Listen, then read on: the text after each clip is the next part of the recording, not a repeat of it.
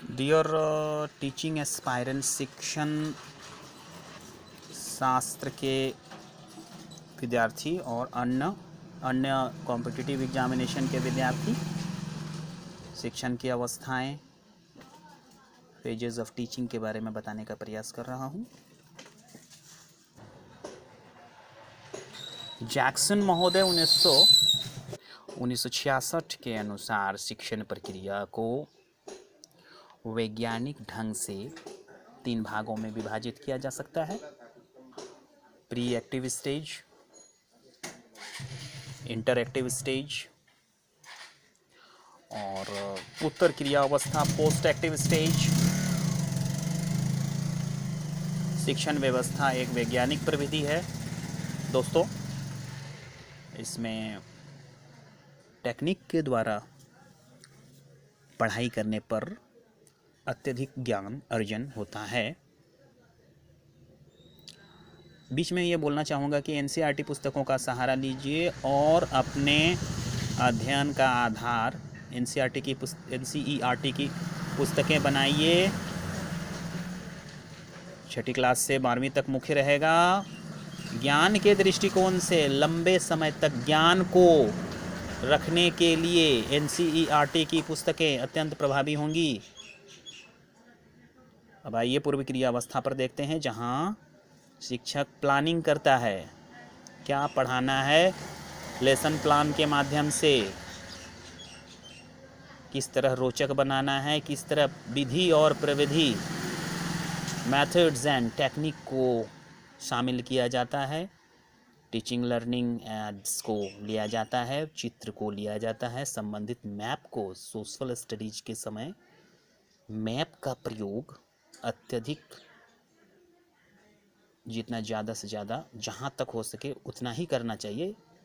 Theoretical के साथ map को रखा जाना चाहिए, यानी कि 35% मैप का सहयोग लिया जाना अत्यंत आवश्यक है थ्योरी के साथ। चूँकि हम जिस जगह के लिए बता रहे हैं, अगर वहाँ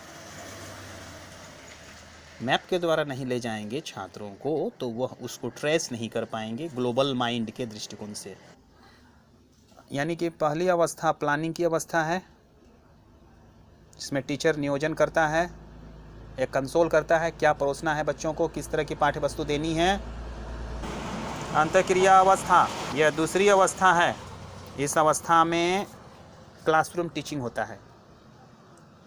क्लासरूम टीचिंग के दरमियान बच्चों से प्रश्न उत्तर की स्टेजेस को चेक किया जाता है कि प्रश्न पूछने पर, उत्तर देने पर वह किस तरह की समझ विकसित करते हैं, उनका अंतः ज्ञान क्या कहता है।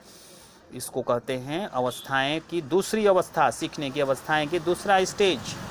यहाँ कहता है this stage includes all those behaviour, सभी व्यवहार को जिसमें शामिल होते हैं लेसन प्लान वगैरह और आपका और सब जो टीचिंग एड्स वगैरह। Content has been delivered by him, यानी टीचर के द्वारा। शिक्षक इस अवस्था में पहले तैयार की गई शिक्षण की योजना का कार्यान्वयन करता है। तो मेरा बोलने का अर्थ यह है, कोई भी पुस्तकें पढ़ें, एनसीईआरटी की पुस्तकों का सहारा लें और साधित उदाहरण सॉल्व्ड एग्जाम्पल को बनाएं, समझें, फॉर्मूला को याद करें, पूर्व ज्ञान से अपने ज्ञान को जोड़ें।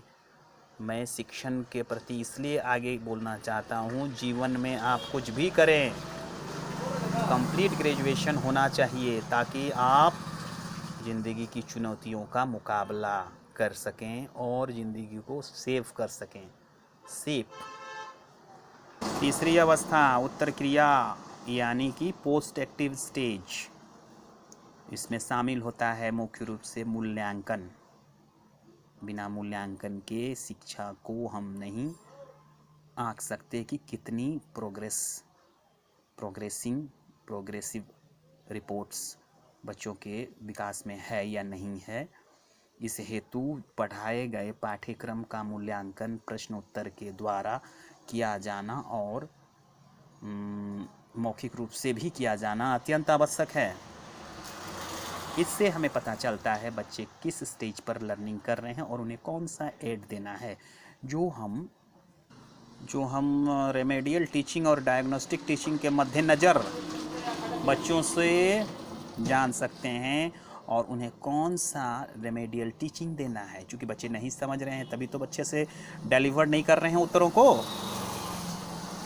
इसीलिए हमें उसके ज्ञान के लेवल को समझते हुए उसकी भाषा में उसे समझाना होता है। अब यहाँ देखिए पूर्व अवस्था, उसके बाद अंतःक्रिया अवस्था, उत्तर क्रिया अवस्था, फीडबैक भी ज़रूरी है। अब ये डायग्राम को समझने से आपको बहुत तरह का आपका मदद मिलेगी आपको समझने में। तो अंतःक्रिया की अवस्था भाषात्मक, लिंग्विस्टिक, परफॉर्मेटिव, एक्सप्रेसिव यानी भाषात्मक, और निष्पत्ति यानी निष्कर्ष क्या निकला, अभिव्यक्ति की गति क्या है। फिक्सेशन ऑफ गोल्स जो लेसन प्लान के दरमियान होता है कि हम ये पढ़ाएंगे और इतना दूर तक पढ़ा करके लक्ष्य को निर्धारित करेंगे। अगले वीडियो में और कुछ, तब तक के लिए बहुत बहुत धन्यवाद।